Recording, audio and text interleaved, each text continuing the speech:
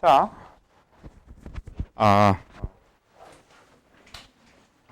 마지막 단원이 사람의 유전병 이렇게 되어 있는데 그냥 돌연변이라고 할게요. 네.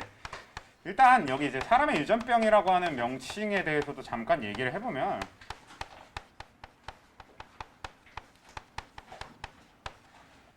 물론 우리가 이걸 완벽하게 예측할 수는 없지만 우리 하면서 좀 다뤄본 생맹이라던가 미맹이라던가 이런 유전병들이 좀 있잖아요. 걔네들은 인간의 처음 존재할 때부터 있던 병일까? 네, 처음 존재할 때부터 있던 병이 아닙니다. 대부분 우리가 인식하고 있는 유전병이라고 하는 건 모두 다 어떤 거의 결과냐면 다 돌연변이의 결과예요. 사실 반대로 꼭 그런 병뿐만 아니라 병이 아니라 우리한테 유리한 어떤 형질도 돌연변이의 결과인 것들은 상당히 많습니다. 그래서 이 돌연변이라고 하는 거는 그러니까 단원명이 사람의 유전병이라고 되어 있다고 하더라도 여기는 이제 돌연변이에 초점을 맞추고 있다라고 보시면 될 것 같아요. 결국 유전병에 대한 얘기는 곧 돌연변이에 대한 얘기이기 때문에. 근데 일단 크게 돌연변이를 나눠서 아예 얘기를 진행을 해볼 건데 하나는 유전자 돌연변이라는 게 있고요. 하나는 염색체 돌연변이라고 하는 게 있거든요. 일단 이렇게 나눌 수가 있어요. 이야기는 되게 단순합니다. 염색체의 돌연변이가 생긴 것이냐 유전자의 돌연변이가 생긴 것이냐 라는 얘기인데 이 얘기는 원래 조금 구분이 되게 애매해요. 왜냐면 유전자가 곧 염색체에 들어있는 거고 그렇죠? 염색체에 문제가 생기면 그 안에 들어있는 유전자에도 문제가 생기겠지 뭐 이거잖아. 그러면 염색체의 돌연변이와 유전자 돌연변이는 조금 더 자세히 나눠보면 어떻게 나누게 되는 것이냐. 일단 돌연변이라고 하는 게 일반적이지 않게 뭔가 변하는 게 변이가 일어난다라는 건데 사실 단어 자체는요 합성어입니다. 돌연, 갑자기 변이가 되었다, 변했다라는 뜻인 거니까. 그래서 돌연변이라고 하는 건 유전자에 일어난 돌연변이는 우리가 뭘 얘기하냐면 염기 서열의 변화가 일어났다라는 뜻입니다. 말 그대로 유전자 자체가 진짜로 변해버린 걸 얘기를 해요. 예를 들면 사람이 원래 쌍꺼풀 유전자랑 외꺼풀 유전자밖에 없어야 되잖아요.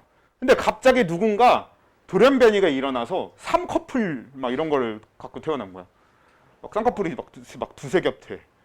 이런 느낌인 게 이제 유전자 돌연변이인 겁니다. 말 그대로 진짜 유전적으로 변이가 일어나서 일반적으로 흔히 사람들이 가져야 되는 유전자가 아닌 무언가 다른 유전자를 갖게 된다거나 이런 게 유전자 돌연변입니다. 그에 비해서 염색체 돌연변이 뭐냐면 아예 겉으로 봤을 때 염색체 형태 자체가 변하거나 염색체 개수가 이상해지거나 이런 특징을 갖는 돌연변이들이 염색체 돌연변이거든. 근데 결국은 무슨 얘기로 보면 되냐면 자, 염기서열의 돌연변이가 되는 유전자 돌연변이는요 겉으로 봤을 때 그러니까 핵형 분석해서 염색체를 아무리 관찰해도 유전자 돌연변이가 일어난 여부는 알 수 없다라는 게 특징인데 비해서 염색체 돌연변이는 우리가 염색체를 눈으로 보는 것만으로도 전부 확인할 수 있습니다. 말 그대로 염색체의 돌연변이가 일어난 걸 염색체 돌연변이라고 부르니까. 그래서 이 둘을 나누는 기준이 사실 유전자의 돌연변이가 일어나면 유전자 돌연변이, 염색체의 돌연변이가 일어나면 염색체 돌연변이라고 하기에는 되게 애매하고 이게 이거고 이게 이건데 그렇게 얘기하면 되게 애매하니까 이 둘을 나누는 기준은 정확하게 우리가 염색체를 겉으로 봤을 때 찾아낼 수 있는 돌연변이냐 없는 돌연변이냐 이렇게 구분하면 될 것 같아요. 이걸 우리는 흔히 뭐라고 하냐? 핵형 분석을 통해서 핵형 분석으로 확인할 수 있냐 없냐로 보면 될 것 같아요. 그러니까 우리 핵형 분석이 염색체를 쭉 나열해 놓는 거잖아. 그러니까 핵형 분석으로 확인할 수 없으면 유전자 돌연변이, 있으면 염색체 돌연변이 이렇게 될 건데 일단 유전자 돌연변이는 깊게 얘기하려면 엄청 할 얘기가 많고 엄청 깊게 얘기할 수 있는데 안 할 겁니다. 왜냐면 얘는 학교 내신에서니까 어느 정도 깊게 얘기할 수 있어. 그리고 이건 학교마다 달라. 어느 정도 깊게 얘기할 건지가. 근데 수능 기준으로 했을 땐요. 유전자 돌연변이는 그냥 아예 그냥 안 나오는 애입니다. 사실 유전자 돌연변이는 말 그대로 유전자 자체가 바뀌는 거기 때문에 얘는 생투에서 주로 다루는 돌연변이인 거지 생원에서는 유전자 돌연변이를 수능 수준에선 다룰 수가 없어요. 아예. 다룰 만한 건덕지가 없습니다. 그래서 보통 너네 내신 수준에서도 다루게 되면 뭐 다루게 되냐면 유전자 돌연변이에 의해서 만들어지는 그냥 어떤 병들에 대해서는 좀 다룹니다. 그래서 그거는 뭐 학교에서 배운 병들 가지고 거기에 대해서 어떤 병이 있어 이런 걸 위주로 얘기하는 게 될 거라서 깊게 얘기 안 할 거고 대충 이제 어떤 게 있어 정도만 한번 쑥 훑어보고만 지나갈 겁니다. 우리가 이제 유전자 돌연변이 하면 가장 대표적으로 많이 얘기하는 게 알비노증인데 혹시 아는 사람? 염색체, 염색, 흰색. 네, 흰색이 돼요. 색이 없어요. 네, 색이 없어요. 그러니까 사람의 알비노증에 걸렸을 때는 흔히 그냥 아예 몸에 있는 멜라닌 색소가 다 없어집니다. 근데 이 멜라닌 색소라고 하는 건 사람 몸에서 색깔을 띠는 건 전부 다 멜라닌 색소에 의한 거거든. 한마디로 색이 전부 사라져요. 그럼 어떻게 되냐? 머리카락을 포함한 모든 털이 다 흰색이고요. 살도 완벽한 백인보다도 더 하얀 색깔을 띠게 되고요. 그리고 가장 중요한 게 막 이렇게 눈 같은 경우는 빨간색을 띠게 됩니다. 자, 빨간 눈에 흰 피부. 그리고 참고로 멜라닌 색소의 역할 중에 뭐가 있냐면 멜라닌 색소는 그 방사선 그러니까 자외선을 어느 정도 흡수해서 차단해주는 역할을 하거든요. 세포에 영향을 덜 주게 만들어주는 역할. 그러면 알비노증이 되면 멜라닌 색소가 없으니까 햇빛이 약해질 거 아니야. 햇빛이 약하고 피부는 하얀데 눈이 빨개. 모임. 그렇죠. 뱀파이어, 드라큘라, 뭐 뭐라고 해야 되냐? 적혈구가 나오면 안 되죠. 흡혈귀, 그렇죠. 흡혈귀 이런 거, 그렇죠. 그래서 실제로 알비노증이라고 하는 게 그 흡혈귀, 뭐 드라큘라, 뭐 이렇게 얘기하는 그런 것들의 그런 전설의 그 원형이 되었다라고 얘기를 합니다. 많이들 그냥 그렇게 얘기를 해요. 뭐 실제인지 아닌지는 나도 팩트 체크해 본 적 없어서 모르겠는데 아무튼 그래요. 그래서 알비노증이라고 하는 것도 일단 유전자 돌연변입니다. 되게 간단해. 멜라닌 색소를 만드는 유전자에 돌연변이가 생긴 거야. 그냥 이런 느낌인 거지. 또 이제 뭐가 있냐면 남모양 적혈구 빈혈증이라는 게 있어요. 이제 옛날 표현으로는 겸형 적혈구 빈혈증이라고 불렀는데 이건 뭐냐면 적혈구가 남모양이 돼요. 원래는 적혈구는 무슨 모양이에요? 약간 도넛 모양이라고 생각하시면 돼요. 단지 가운데가 뚫려 있지 않고 그러니까 무슨 느낌이라고 보면 되냐면 동그란 찹쌀 도넛 같은 거 하나 산 다음에 거기를 한쪽만 엄지손가락으로 꾹 눌러. 그럼 정확하게 그게 적혈구입니다. 근데 거기 꾹 눌러서 가운데가 납작한 그 부분이 우리가 흔히 얘기하는 이제 헤모글로빈이라고 하는 게 있는 게 되는데 근데 그 헤모글로빈을 합성하는 것과 관련돼서 돌연변이가 일어나면 합성을 못하게 돼. 그러면 얘가 이렇게 초승달 모양이 됩니다. 적혈구가. 그게 뭐 남모양 적혈구 빈혈증 이런 거야. 그래서 얘네들은 대부분 어떠냐면 어떤 유전자에 무슨 돌연변이가 생겨갖고 뭐 어떤 일이 생겨갖고 그래서 무슨 병이 걸리고 이런 얘기하는 거거든. 그래서 유전의 다른 부분들에 비해서 문제에 집어넣어서 응용할 여지가 아예 없습니다. 그냥 아예 없어요. 그냥 앞에 우리 3단원에서 하는 것처럼 그냥 외워서 뭔가 하는 그냥 그 정도 선에서 끝납니다. 유전자 돌연변이. 뭐 이거 말고도 주로 제일 많이 다루는 게 이제 뭐 헌팅턴 무도증이라던가 헌팅턴 무도증 아니면은 뭐 페닐케톤요증이라던가 이런 여러 가지를 다루는데 막 엄청 많이 다른다고 하더라도 얘기하는 건 다 비슷해. 결국은 그냥 얘네들은 유전자 돌연변이에 의한 거고 염기서열이 변해서 무슨 일이 생겼고 이런 얘기나 하는 겁니다. 얘네들 가지고 문제 응용 여지가 없어요. 그러니까 암기 영역이라는 거니까 우리가 굳이 지금 자세히 다루진 않을 거예요. 헌팅턴 무도증이야? 얘가 이제 신경계 관련해서 돌연변이가 생기는 건데 뭐였더라? 약간 그러니까 춤추는 것처럼 움직인다고 해요. 예, 뼈 형성이 제대로 안 돼서였는지 골격 형성인지 골격근 형성의 문제였는지 뭐 아니면 말초신경의 문제였는지 저도 정확하게 기억은 안 나거든요. 아무튼 셋 중 하나의 문제거든요.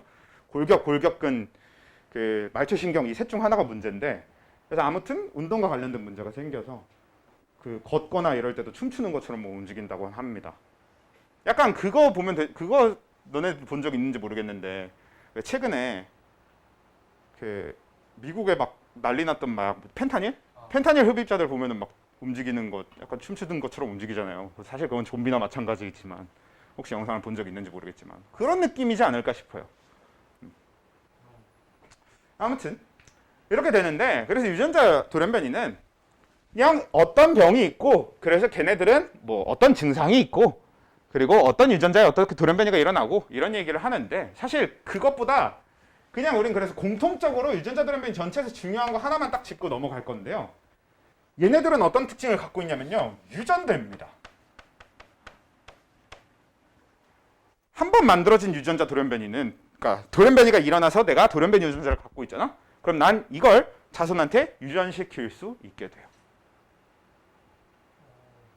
그러니까 우리가 지금 알고 있는 대부분의 유전병들은 이렇게 시작했을 겁니다. 처음엔 이런 특이한 유전병들처럼 그냥 누군가한테서 돌연변이가 일어나서 갑자기 그 사람은 빨간색하고 초록색을 구분을 못하게 되는 거야. 처음엔 그냥 그 사람만 그랬겠지. 근데 유전자 돌연변이 자체가 유전이 되기 때문에 그럼 그 사람으로부터 유전된 유전자가 계속 내려와서 지금엔 우리는 어느 정도 당연하게 받아들이는 정록생명이라고 하는 유전자가 돼버린 거죠. 시간이 지나서. 그럼 보통 다 어떻게 되냐? 얘네들은 무슨 관계를 갖고 있게 되겠어?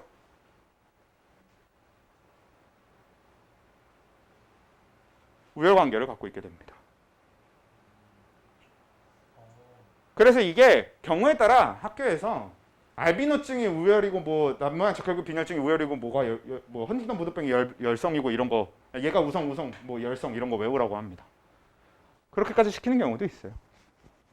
그러면 반대로 처음 돌연변이가 나타난 사람이 자손을 안 낳았으면은 그쵸. 약간 그렇죠. 내가 생명인 거는 단군 할아버지가 잘못한 거고 약간 그런 느낌으로. 근데 그렇긴 한데 아무튼 이제 그런 정도의 내용만 기억하시면 됩니다. 유전자 돌연변이는 디테일하게 하기에는 너무 많은데 결국은 다 암기야. 결국은 다 암기. 그래서 그냥 디테일하게 안 하고 너네들이 그냥 그 뭐야 돼 나중에 그냥 외울 때 외우면 돼요. 문제 응용 여지가 하나도 없으니까 우리가 미리 배워서 연습해야 될 부분이 아니라고 생각합니다.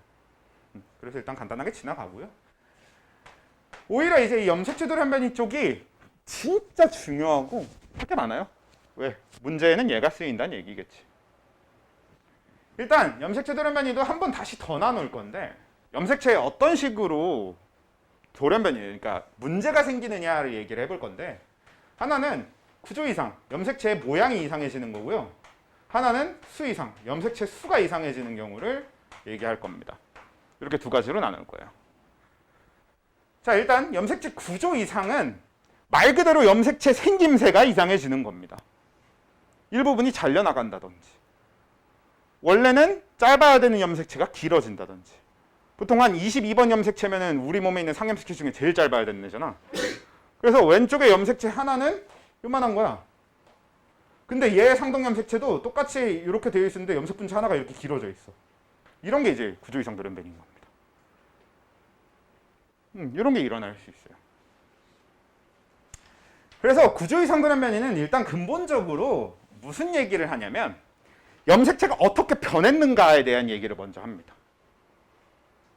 근데 그 염색체가 변하는 방식이 총 4가지가 있어요. 결실, 여기, 중복, 전자라고 하는 이렇게 4가지 방식이 있습니다. 아저씨. 첫 번째, 결실. 뭐 같아요? 염색체가 어떻게 되면 사라져. 잃어버려. 완전히 사라지진 않아요. 그러면 이미 염색체 수가 이상해지는 거니까. 되게 작아요. 그러니까 결손이라고 얘기했죠. 그러니까 우리 결손이라고 하면 뭐야? 완전히 잃어버리는 거? 일부분이 사라지는 거. 그래서 결실은 말 그대로 염색체가 일부분이 사라지는 걸 얘기합니다. 그러니까 우리 흔히 이제 구조 이상 돌연변이 할 땐 옆에 이제 정상 염색체를 하나 이렇게 그려놓고 시작을 해요. 동원체는 귀찮으니까 안 할게요. 그 다음에 요 염색체에 여기를 뭐 A, 여기를 B, 여기를 C, 여기를 D 이렇게 명칭을 해봅시다. 너네 기준으로는 뭐야? 머리, 상체, 하체, 발 이런 식으로 나눴다고 보시면 돼요. 그래서 염색체가 원래 여기 머리, 여기 상체, 여기 하체, 발 이런 식으로 순서가 있어야 되는데 결실은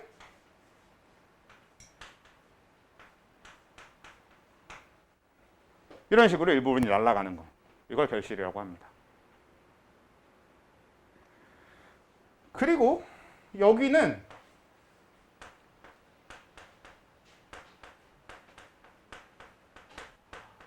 이런 식인 거야. 그러니까 어떻게 되는 거야? 상체 밑에 머리 달려있고 그 밑에 하체 달려있고 발 있는 이런 느낌이 되는 거지. 그런 게 여기. 그 안에 순서가 바뀌는 게 여기이고요. 그 다음에 그냥 날아가는 게 쟤는 뭐야? 머리통이 없는 거죠. 상체, 하체, 발 이렇게밖에 없다는 얘기지. 그런 게 결실. 일부분이 잘려서 날아가는 게 결실. 안에서 순서가 바뀌는 게 여기. 중복은 뭐냐?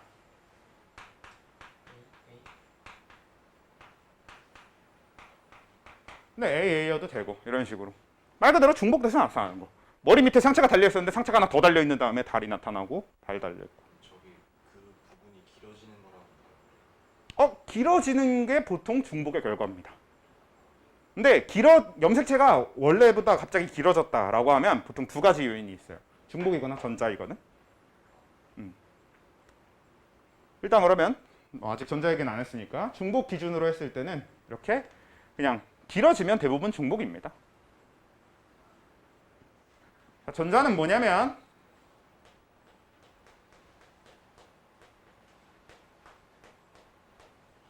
이런 겁니다. A, B, C, G 이런 거야. 근데 이 G가 어디 있는지 확인해 봤더니 얘 상동이 아니라 아예 다른 염색체에 여기에 E, F, G 이렇게 되어 있던 이 G가 여기로 와서 붙은 거야. 딴 사람 발이 와서 붙어 있는 거지. 그러니까 쉽게 얘기하면.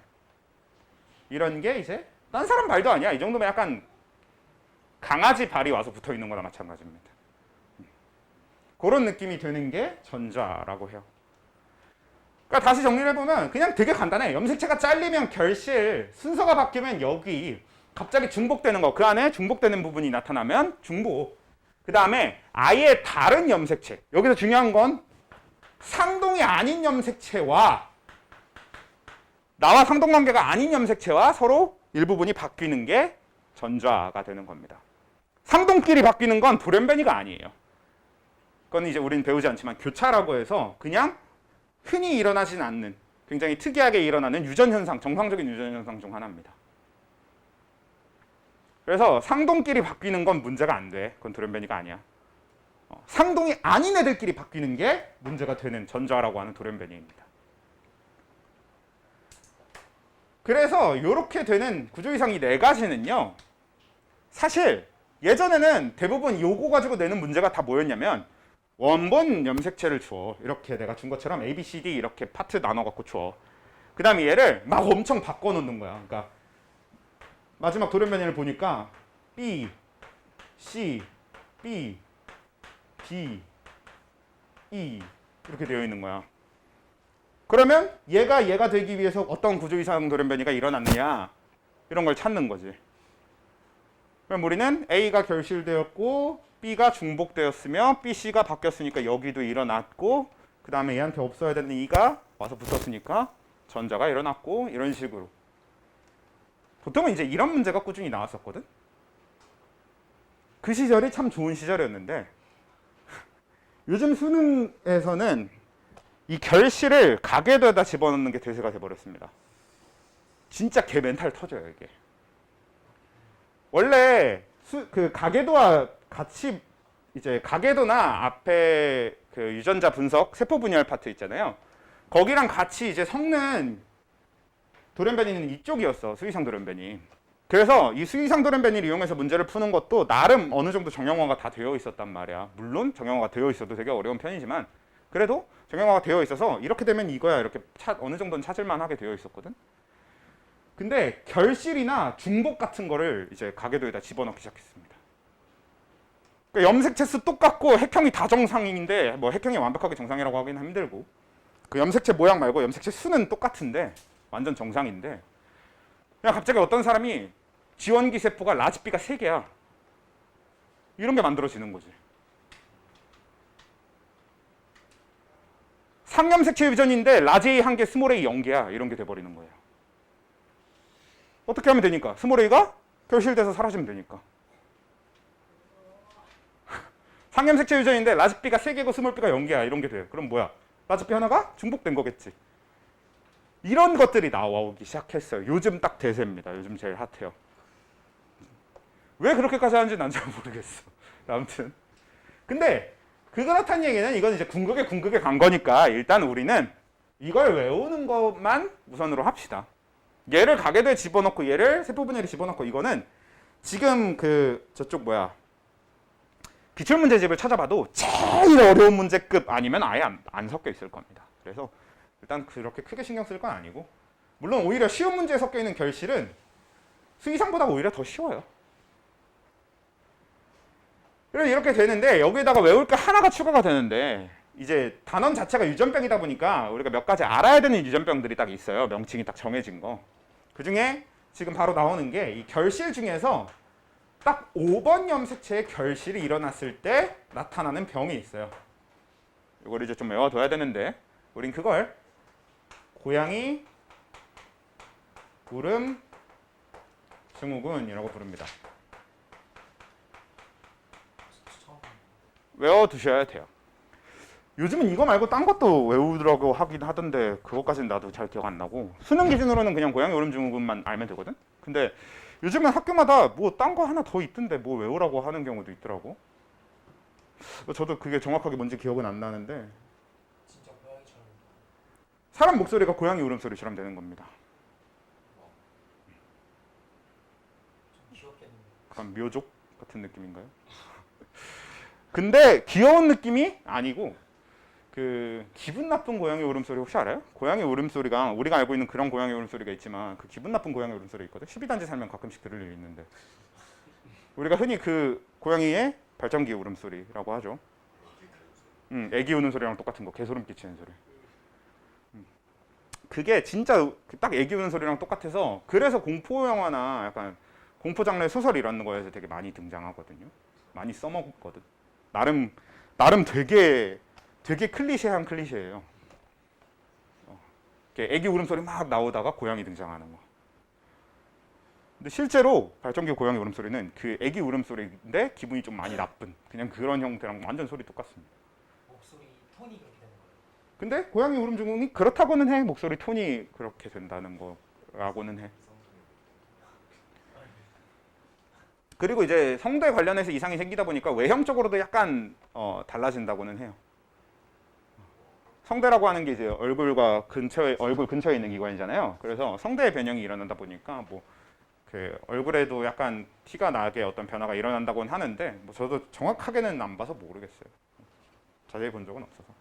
사실 고양이 울음 증후군 한 번씩 궁금해질 때마다 검색은 해서 봤는데 둘 중 하나야. 별로 그렇게까지 임팩트가 없거나 아니면 임팩트가 너무 강해서 잊어버리고 싶었거나 아무튼 둘 중 하나의 이유에 의해서 저는 계속 까먹더라고요.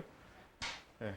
아무튼 그렇고요. 그래서 이제 구조 이상은 또 이 정도만 하고 넘어가면 될 것 같습니다. 그러니까 여러분들은 일단 우선적으로 구조 이상은 그냥 결실력이 중복 전자가 어떤 식으로 돌연변이가 일어나는 것인지를 제대로 외우시고 그 다음에 5번이 딱 결실되었을 때 그러니까 염색체들 쭉 했을 때 5번 염색체가 결실이 되면 그게 고양이 울음 증후군이라는 병으로 연결이 된다. 이 정도까지만 하면 끝. 그래서 이렇게 하면 또 구조 이상 돌연변이도 끝인데 그럼 이제부터 수의성 돌연변이만 얘기하면 되는데 아까 얘기한 것처럼 얘가 응용에 쓰이는 애들이라고 했잖아요. 그래서 얘가 할 얘기가 좀 많아요. 그러니까 많고 적고를 떠나서 되게 중요해요. 얘 할 얘기가 진짜 중요해서 지우고 수의상 얘기로 아예 넘어가 봅시다.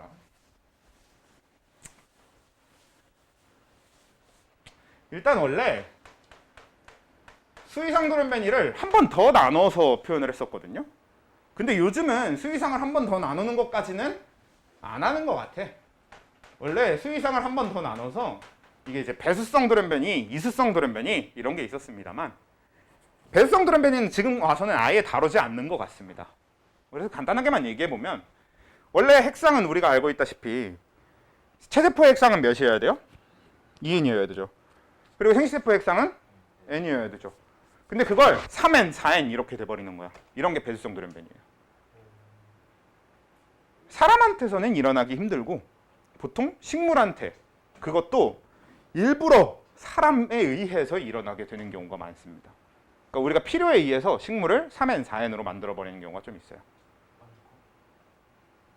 완두콩은 아마 아닐걸? 수 늘린 거 있잖아요. 열매 수. 그거는 그냥 품종 개량일 거고, 그거는 이제 배수성 돌연변이랑 상관없고.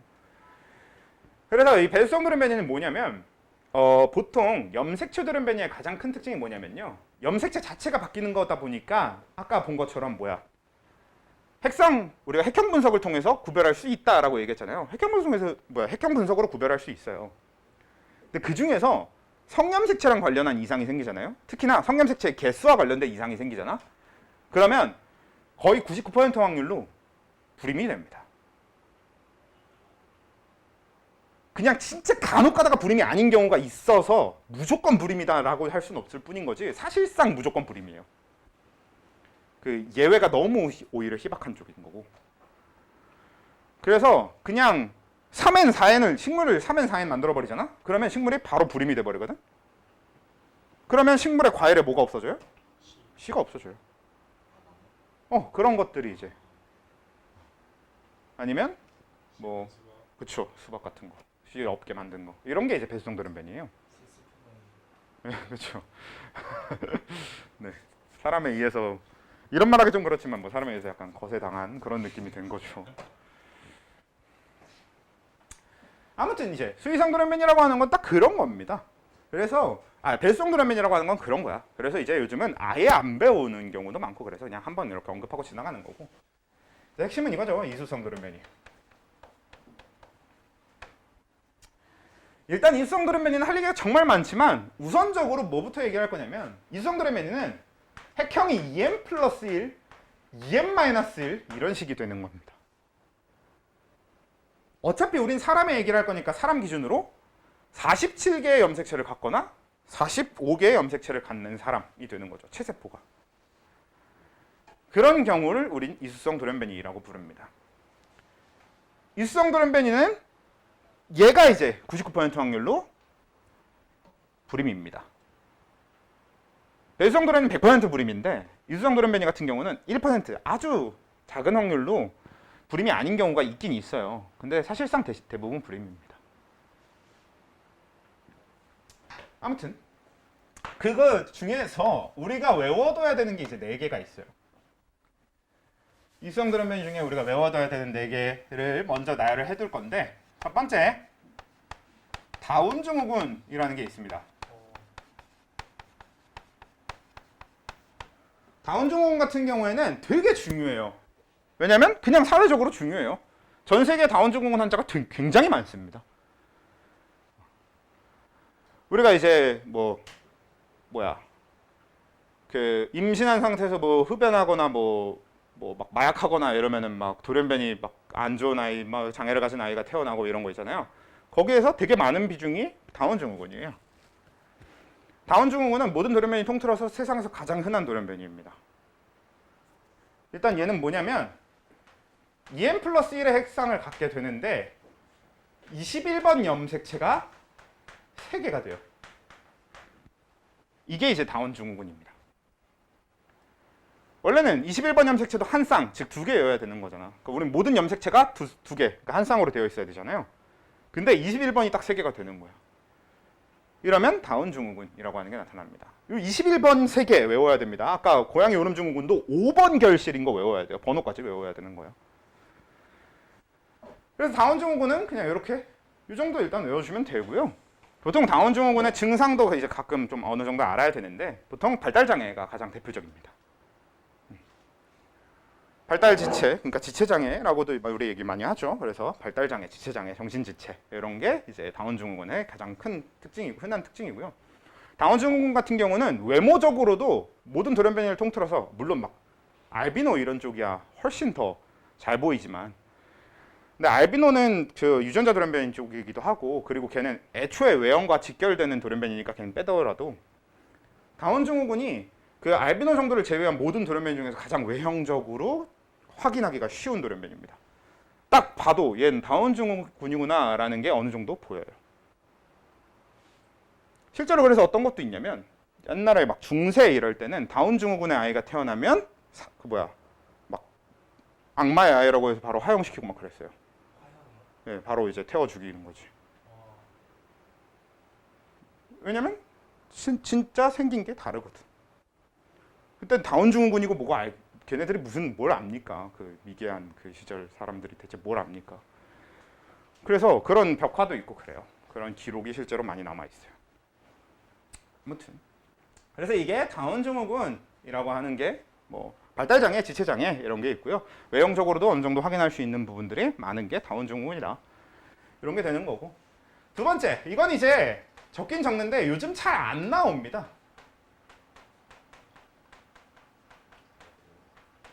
왜냐면 얘는 다운 증후군에 비해서 그 사회적으로 이슈가 될 확률이 낮아요. 왜냐면 얘네들은 태어나지 못하고 그냥 죽거든.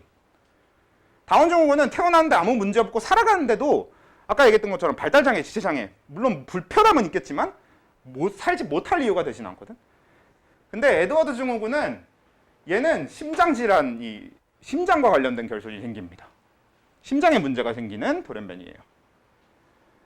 그래서 대부분이 태어나자마자 죽거나 그냥 뱃속에서 죽어요. 그래서 태어나서 건강하게 살아가는 경우가 거의 없기 때문에 오히려 우리가 알 필요는 굉장히 낮은 병인 거죠. 앓고 있는 사람이라고 하는 게 거의 없으니까. 에드워드 증후군은 이제 이것도 EM+1인데 얘는 이제 18번 염색체가 3개입니다. 말씀드린 것처럼 심장기형이 가장 대표적인 증상이에요. 자, 세 번째 터너 증후군입니다. 얘는 뭐야? EM-1로 오히려 염색체 수가 하나 적어요. 자, 위에 둘은 21번, 18번 그러니까 번호로 얘기했으니까 얘네들은 뭐야?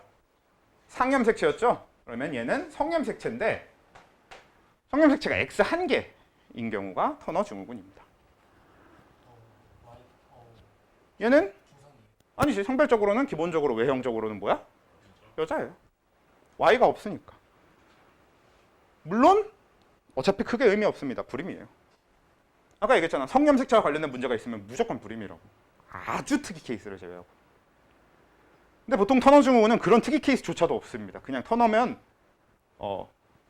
진짜 예외가 단 하나도 없진 않겠지만 아무튼 그냥 우리는 무조건 불임이라고 봐도 될 정도로 이거는 터너는 그냥 무조건 불임이에요.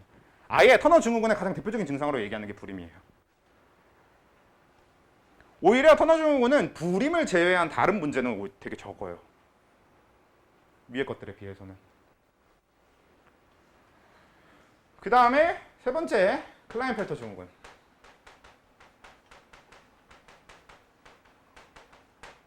그냥 이렇게만 적을게요. 얘는 EM+1 인데 성염색체가 XXY 인 경우입니다. 얘는 성별적으로는 기본적으로 뭐야? 남자예요. 근데 얘도 뭐겠어? 불임이겠죠. 만약에 임신을 하면 애도 저렇게 안 나오는 거죠? 얘네들은 유전되기가 힘들지. 왜냐면 얘네들이 임신이 가능하다라는 소리는 원래 얘는 100% 불임이어야 되잖아요. 근데 불임이 아니라 임신이 가능하다는 소리는 얘네 생세포가 멀쩡하다는 소리예요.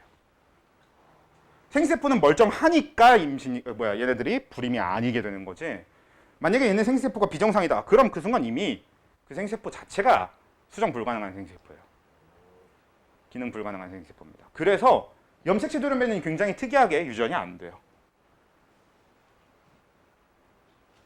내가 돌연변이가 일어났다라고 하더라도 나한테 일어난 이 염색체 돌연변이가 내 자손한테 유전되기가 굉장히 힘듭니다. 둘 중 하나니까. 왜? 아예 자손이 안 만들어지거나 자손이 만들어진다면 내 생세포는 정상이라는 소리입니다. 그럼 되는 경우가 있다는 게 가끔씩 정상적인 세포, 그 생세포랑 되는 경우가 아주 가끔 있는 거예요. 예, 그렇죠. 이쪽 말고 요 위쪽의 경우에는 아주 가끔 있습니다. 다운 증후군이나 에드워드 증후군의 경우에는 아주 가끔씩 생세포 자체는 정상인 경우가 꽤 많아요. 에드워드는 태어나지 못하는 가장 큰 이유가 뭐냐면 심장과 관련해서 문제잖아. 근데 심장 기형이라고 하는 게 얘는 심장에 어떤 식으로 어떻게 기형이 생길지는 그때그때 달라요. 무조건 같은 기형이 생기는 게 아니란 말이야. 그래서 그게 치명적이냐 아니냐에 따라서 태어날 수 있냐 없냐가 결정되는 거라고 보시면 돼요. 근데 보통 태어날 수는 있어, 대부분.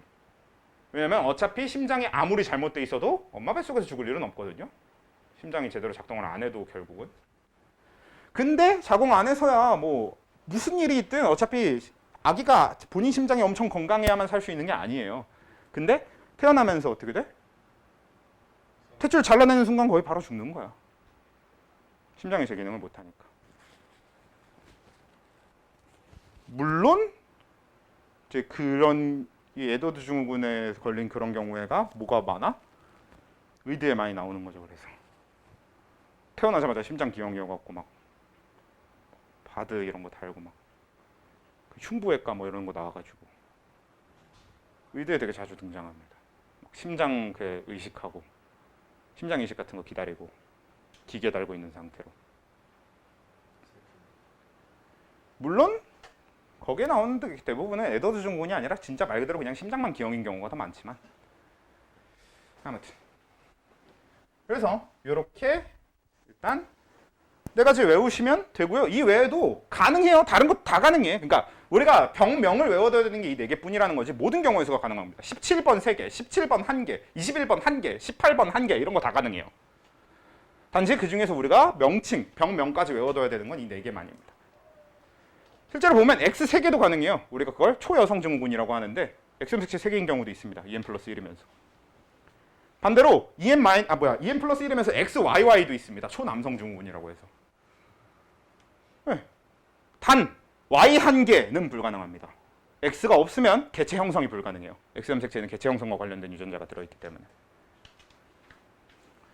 그래서 그냥 그러니까 Y 한 개, 그러니까 EM-1인데 형염색체가 Y 한 개인 거 정도가 되게 특이하게 그건 불가능한 거고 그거 제외하고는 나머지는 되게 많은 경우에서가 다 가능은 해.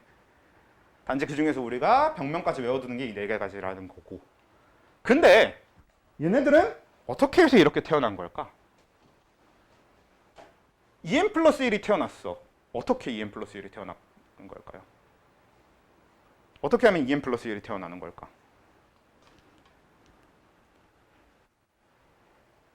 이게 분열 과정에서 이제 떨어져서 가야 되는데 한마디로 같이 섞여들어가고. 그쵸. 이게 핵심입니다. 이게 응용의 모든 것이에요. 이게 돌연변이 응용의 모든 것이에요. 뭐냐면 애초에 생식세포 자체가 N 플러스 1, N 이런 식이 되는 거야. 한쪽은 정상 생식세포여서 N인데 한쪽이 비정상 N 플러스 1, 염색체를 하나 더 갖고 왔어. 근데 보통 이 염색체를 하나 더 갖고 오게 되는 과정은 다 뭐 때문이냐면 그걸 이제 우린 비분리라고 해요. 저 모든 게다 때문에. 네. 그리고 이 비분리가 되게 중요합니다. 방추사가 제 역할을 못한 거죠. 그치? 정확하게는 방추사와 동원체 사이의 결합이 끊어져 버리는 거지. 원래 방추사는 동원체랑 붙어 있을 때 방추사와 동원체 사이의 결합은 계속 경고해야 되거든. 그래야 동원체 사이를 찢든 아니면 이가염색체 접합된 걸 찢어서 가져가든 아무튼 방추사와 동원체는 경고하게 붙어 있어야 된단 말이야. 근데 이 결합이 끊어져 버리는 거야. 그러면 한쪽은 방추사 혼자 이렇게 그냥 가버리는 거고. 그러면 이 원래는 양쪽으로 갔어야 되는 염색체들이 한쪽으로 몰빵되겠지. 이런 게 비분리입니다. 근데 분리가 안 되면 하나는 정상일 수 있어요. 하나도 부족해야 되는 거 아니에요? 이건 남자 거면 이건 여자 거 이런 개념이잖아.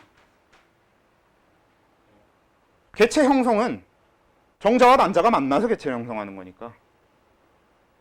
그러니까 저 남자 쪽에서 N 플러스 1을 주려면은 N 플러스 1이 하나 나오면 반대쪽은 그건 이제 지금부터 볼 거고. 그러니까 얘는 얘랑 아예 상관이 없어. 이 생세포가 만들어지는 것과 이 생세포가 만들어지는 건 서로 다른 개체의 생세포 분열이잖아요. 그렇지? 자, 그러면 이제 이 비분리 과정을 봅시다. 잘 봐두시고 제가 아마 한두 번 정도는 더 그리게 될 일이 있을 수도 있겠지만 별로 썩 제가 같은 설명을 3번 이상 하면은 이렇게 곱게 설명이 잘 안 되더라고. 화가 나기 시작해가지고. 그리고 특히나 이 그림은 그림 그리는 것 자체가 워낙에 이제 짜증나니까 그림 그리는 게 귀찮고 짜증나니까 한 2번 정도는 설명할 일이 있다고는 하더라도 웬만하면 그 이상으로는 안 할 테니까 그거 초과해서는 안 하게 될 거니까 한번 볼 때 좀 제대로 봐둡시다. 를 위해서 제일 처음에 일단 뭐부터 할 거냐면 정상생식세포 분열부터 잠깐 다시 떠올려 봅시다. 그림으로. 자, 우린 지금부터 뭘 할 거냐면요. 염색체, 그것도 사람의 세포 분열을 그릴 거예요. 사람의 생세포 분열을 그릴 건데 염색체를 하나의 염색체, 한 쌍의 염색체만 그릴 겁니다. 나머지는 다 일단 빼고 한 쌍만 그리고 나머지는 다 정상적으로 분열하고 있다라고 가정을 하는 거예요. 그래서 일단 사람인데 갖다 놔. 그리고 비교를 위해서 뭘 할 거냐면 염색체 하나는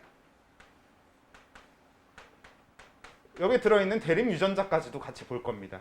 그래야 이 두 염색체의 구별이 조금이라도 더 편하니까. 그래서 염색체 하나는 라지 A를 갖고 있고 하나는 스몰 A를 갖고 있다라고 해봅시다. 그럼 원래 정상적인 생식세포 분열 방식은 어떻게 되는 거냐? G2기, M1기가 되면 얘네들이 복제가 일어나죠. 그래서 이렇게 라지 A 2개, 스몰 A 2개 이런 방식이 될 겁니다. 맞죠? 그리고 M1기에는 저 둘이 접합이 일어나서 뭐야 이거 잘못 그렸네요.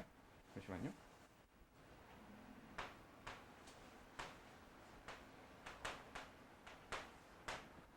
자, 그래서 M1기에는 이 둘의 접합이 일어나서 이가 염색체 상태가 될 거고 방추사가 양쪽에 와서 붙을 겁니다. 그리고 어떻게 할 거냐면 두 상동 염색체의 가운데, 그러니까 이가 염색체가 일어나도록 한 이 접합된 부분을 떼서 양쪽으로 끌고 갈 겁니다. 그러면 정상생식세포 분열 과정 M2기는 이쪽에 라지 A 2개, 이쪽에 스몰 A 2개 이런 식이 돼야 되겠죠. 아직도 간혹가다 헷갈리는 분들이 있어서 지금 마지막으로 설명하게 될 것 같은데 이렇게 되는 거기 때문에 M2기 세포가 라지 A 1개, 스몰 A 1개를 갖는 경우는 아예 불가능합니다. 한 개 한 개, 한 개 한 개 이렇게 나눠질 수도 있잖아요. 없어요. 안 돼요. 절대 안 돼요. 무조건 2개, 0개, 0개, 2개 이렇게만 나눠질 수 있는 거죠. 이러니까. 오케이? 무조건 이것만 되는 겁니다. 절대 안 돼요는 사실 이제는 아닙니다. 돌연변이가 일어나면 되는데 일단 돌연변이는 빼고 얘기하는 거니까. 그러면 이렇게 되는데 얘가 최종적으로 그래서 분열하면 여기 라지 A 1개, 여기 라지 A 1개, 여기 스몰 A 1개, 여기 스몰 A 1개 이렇게 될 거고요. 그리고 얘를 남자라고 가정을 해봅시다. 그래서 옆에다가 핵형도, 아니 핵상도 잠깐 적어볼게요. 그럼 제일 처음엔 뭐냐면 얘는 44 더하기 XY에서 시작했을 겁니다. 그쵸? 그리고 그건 여기도 마찬가지였을 거예요. 근데 여기는 N은 22 더하기 한쪽은 X, 한쪽은 N은 22 더하기 Y 이런 식이 됐었을 거예요. 그리고 그 결과 얘도 22 더하기 X, 얘도 22 더하기 X, 얘는 22 더하기 Y, 얘는 22 더하기 Y 이렇게 결론이 나는 거겠지. 자, 이건 정상생식세포 분열. 오랜만에 한번 정리하는 김에 조금 더 디테일한 걸 좀 더 적으면서 정리를 해본 거고. 그럼 이제부터 비분리라는 걸 해볼 건데 비분리는 두 가지로 나눠서 얘기를 할 거예요. 왜냐면 이 두 가지에 따라서 결과가 엄청 많이 다르거든. 이 두 가지는 어떻게 나눈 거냐면요. 감수 1분열에서 비분리가 일어나느냐, 감수 2분열에서 비분리가 일어나느냐로 나누는 겁니다. 우리는 흔하게 그냥 감수 1분열 비분리와 감수 2분열 비분리 이렇게 나누고요. 다르게 표현하면 상동염색체 비분리와 염색 분체 비분리라고도 부를 수 있습니다. 왜? 감수 1분열의 또 다른 명칭이 상동염색체 분리였고요. 감수 2분열의 또 다른 명칭이 염색 분체 분리였으니까. 자, 그래서 여기서 감수 1분열 비분리가 되는 것부터 해봅시다. 그러니까 M1기에서 비분리가 일어나는 경우. 그러면 스타트부터는 똑같아. 처음에는 그냥 라지 A, 스몰 A 이렇게 갖고 있는 상태에서 얘는 44 플러스 XY였어요. 그쵸? 그리고 얘가 여기서 복제가 일어나는 거니까 여기 라지 A, 여기 라지 A 복제해서 갖고 있고요. 아니 그림을 너무 못 그린다 진짜. 잠시만요.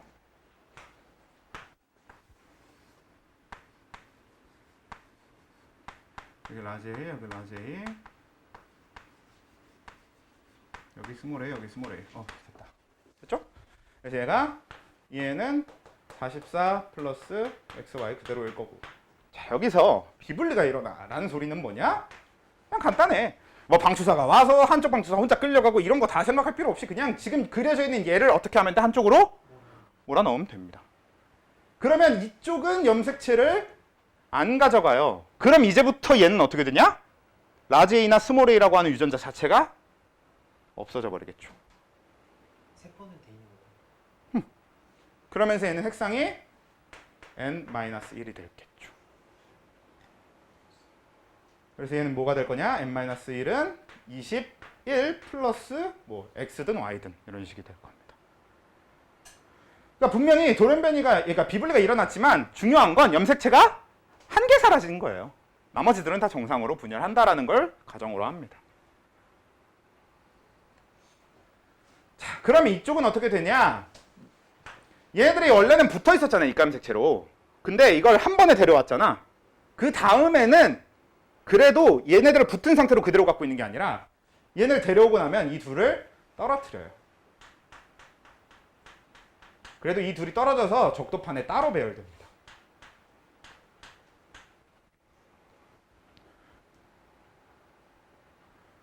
그리고 이때 얘는 M 플러스 1이고 23 플러스 어쩌고가 되겠죠. 근데 성염색체 배분은 쟤랑 똑같이 합시다. 그래서 얘는 23 더하기 X, 얘는 21 더하기 Y 이런 식으로 일단 해봅시다. 자, 그러고 나면 얘를 최종적으로 감수 2분열을 하잖아? 감수 2분열은 정상적으로 일어나겠죠. 그러니까 1분열 비분리를 했으면 2분열은 정상이라고 보는 거야. 사실 실제 문제 중에선 1분열도 비분리가 일어나고 2분열도 비분리가 일어나는 문제가 있긴 있는데 그런 건 좀 나중이고 우린 근본적으로 1분열에서 비분리가 일어났으면 2분열은 정상적으로 한다라고 봅니다. 그냥 기본으로 그렇게 봐요. 그러면 얘를 제대로 분열시키잖아? 그럼 방추사가 와서 찢어서 가져가면 이제 어떻게 되냐? 이렇게 되지. 라지 A와 스몰 A를 모두 갖고 있는 생세포들이 이렇게 만들어지게 됩니다. 그러니까 얘네 둘은 색상을 적으면 얘는 23 플러스 X 이거 중요한데 이거보다 더 중요한 게 얘네들이 라지 A 스몰 A를 갖는다는 사실입니다. 이게 진짜 중요해요. 이게 왜 진짜 중요한지는 감수 2분열이랑 비교하면서 또 다시 자세히 얘기해 보고요. 그리고 이때 만들어지는 이쪽 생세포는 어때요? 전부 다 N-1, 21 플러스 Y 이런 식이 됩니다. 그래서 감수 1분열 비분리의 첫 번째 특징, 감수 1분열에서 비분리가 일어나면 만들어지는 모든 생식세포가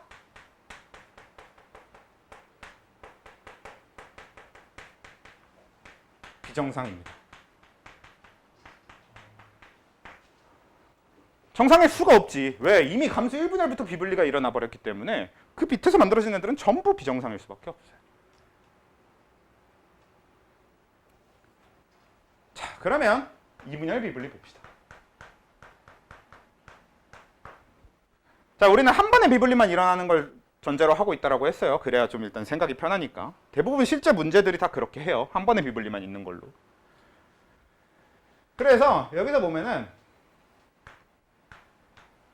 그 아까 내가 왜 비분리 두 번씩 일어나는 문제가 있다고 했잖아요.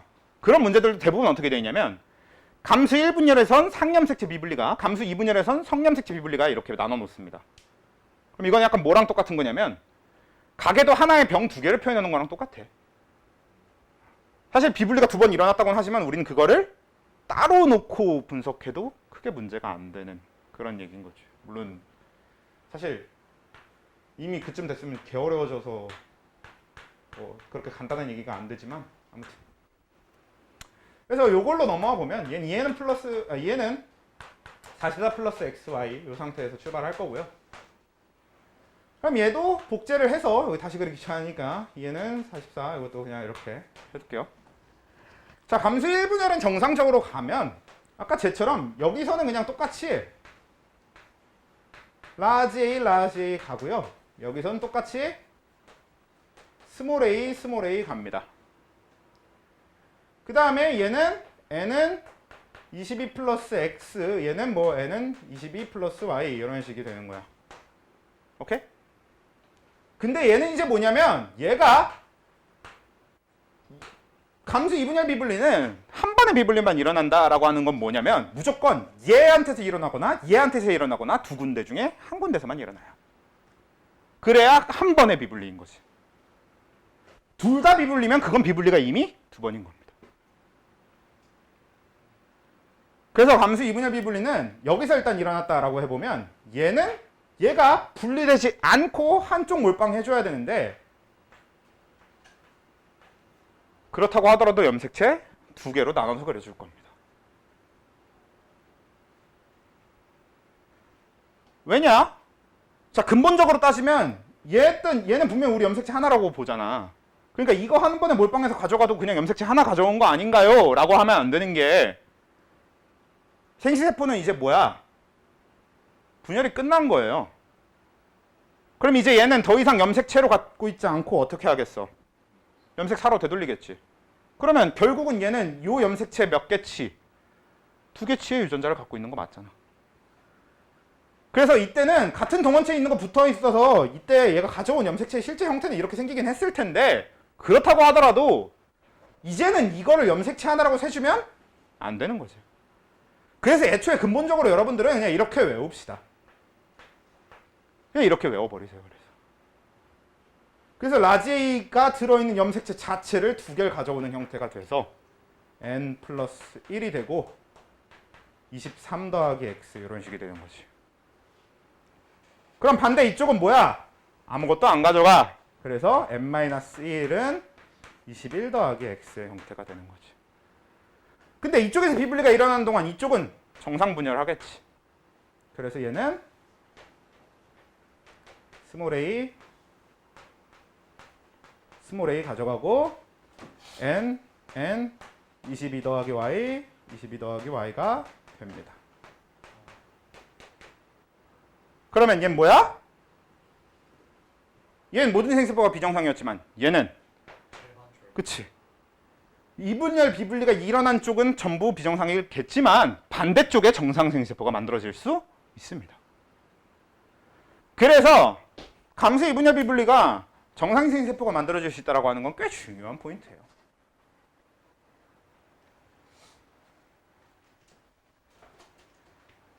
그게 첫 번째. 그래서 얘는 모든 생세포가 비정상인데 얘는 정상이 만들어진다.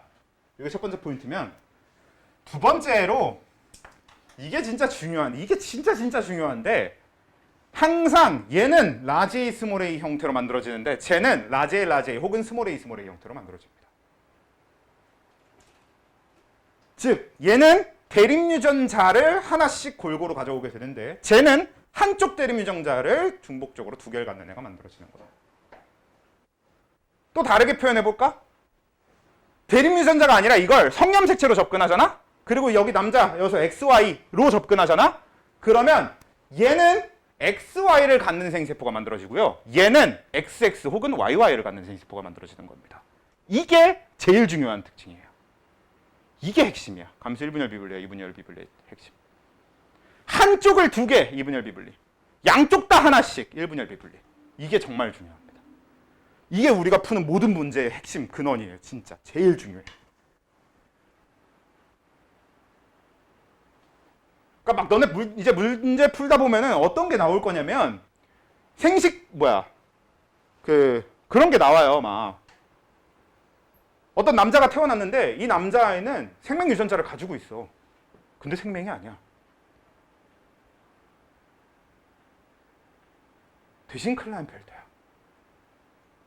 그럼 뭐야? XX'Y가 되는 겁니다. 이런 게 나온다고 이제 풀다 보면. 이런 게 나오는 거지. 근데 이 부모를 봤더니 이 부모 중에 어머니는 아예 보인자도 아니야. 생명 유전자가 아예 없어. 근데 아버지가 생명인 거야. 그래서 우린 뭐까지 찾게 되냐면, 그럼 이 문제에서 보통 여러분들이 최종적으로 어떤 답을 적게 될 거냐면, 이러면 아버지한테서 감수 1분열 비분리가 일어났구나, 이런 걸 적게 된다는 거죠.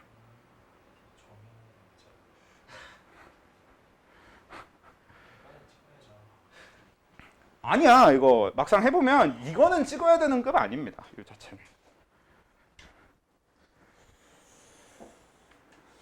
일단은 특징을 좀 외우세요. 그러니까 지금 이 과정은 이 과정부터 몰라요는 아예 큰 문제니까 이 과정을 제대로 알고 있으면 요거는 그냥 거기다가 이런 식으로 되는구나를 눈으로 보는 거잖아. 그러면 요렇게를 눈으로 보고 알겠으면 요건 좀 외워주세요. 모든 생세포가 비정상이거나 정상이 나올 수 있거나, 이게 일단 감수 1분열 비분리와 2분열 비분리의 특징인 거라. 두 번째, 한쪽만 2개 2분열 비분리, 양쪽 다 하나씩 1분열 비분리, 이런 식으로 일단 외워두기라도 하시면 좋을 것 같아요.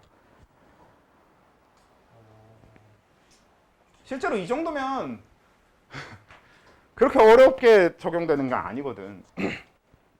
저건 이제 우리가 바로 쪽지에서 할 부분일 거예요. 다음 주에 이제 이런 걸 추가해서 할 거야.